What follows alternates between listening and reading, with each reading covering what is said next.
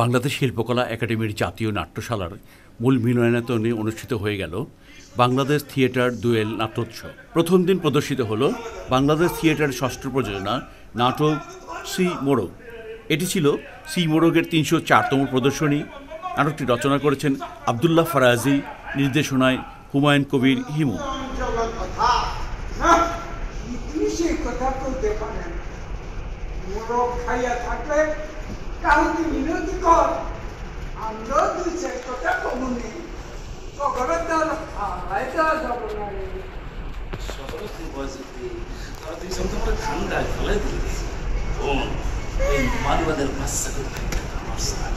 তখন কিছু ধরাই তেমনি এই সর্বদিক তুই স্যার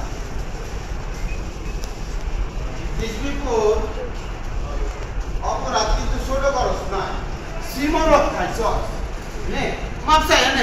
ঠিক আছে ঠিক আছে, ধর্মের বাপ করে মাপ করলাম, কিন্তু মোরগের কোনো ক্ষমা নাই। আল্লাহর মোরগের ক্ষমা নেই, এই কলকাতা আবার ছেড়া যায় সালা লাখ টাকা মোরগের দাম চলে যায়।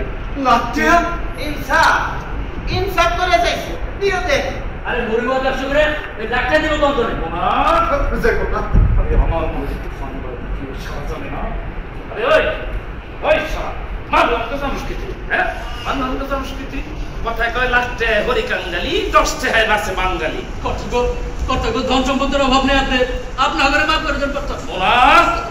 শুক্রলাল মামুদ আমরা সে সাই ফালানি ভাঙ্গা কইলা জিজ্ঞাসা লাল মাহমুদের কথাও না সত্য। লাখে দামের ক্ষমতা অগ নাই, সম্বল বিদাটা মাত্র, দাম বড় জোর ২০,০০০ টাকা। আরে আরে শহরতে তুমি যে কি করো না, আচ্ছা আমি ফিটা দিয়া কি করো, আমাকে ফিটা ঠেহা। ঠিক আছে ঠিক আছে মানলাম, তাহলে কোন জিনিস হাত দেওয়ার যাবো না। কই তোমরা কিছু কও, বিশ্বাস করো আমরা সিমরু খাই না। খবরদার খবরদার, কেউ মুখ খুলবি না, মুখ খুলবি না। মুখ খুলো তোমরা। তোমাকে সোহের সামনে এত বড় একটা অন্যায়, তোমরা কিছু কও। আমরা তো তোমাকে কোনো ক্ষতি করি নাই। এই শ্মশানের মাটিতে বাপদাদার হাড় মাংস মিশে আছে, ওই পুবাল বাতাসে এখনো পুরো মাংসের গন্ধ পায়। আমরাও চাই বাপ মায়ের মতো এই শ্মশানের মাটিতে আমরা শেষ কৃত্য হই। তোমরা আমাকে থাকবার দাও। শিকদের কষ্টে বেচারা তখন যাবার কয়টা মুরগের দামটা দিয়ে দে। আমি কই দেখে আমরা জানি। আল্লাহ মনে করে কথা মনে হইতেছে, খালি মাথায় আগুন চাপতাছে, কিছু অবকবার পারবো না। কই চল রে দাদা ভাই, চল চলো এই মানবাড়ি গাও। আমার মমতা ভুলে গেছে। আমি অনুরোধ করবো শান্তনু ভাইকে বাংলাদেশ থিয়েটারের এই নাটকের যেটুকু আপনি দেখেছেন বা যা দেখছেন সেই নিয়ে একটু মন্তব্য, একটু আলোচনা সমালোচনা করবার জন্য। সমালোচনার কাজটা আমি খুব ভালো পারি না, আর কিছু পারি না, মানে সমালোচনা করতে হবে। সবাই তো বাঙালি। আপনাদের সবাইকে শুভ সন্ধ্যা।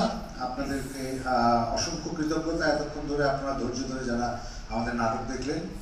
আশা করি ভবিষ্যতে এই নাটকে আরো বেশি দর্শক আমরা দেখতে পারবো। জাতীয় নাট্যশালায় দ্বিতীয় দিন প্রদর্শিত হলো একক নাটক আমি, নির্দেশনায় আইরিন পারভিন লোপা।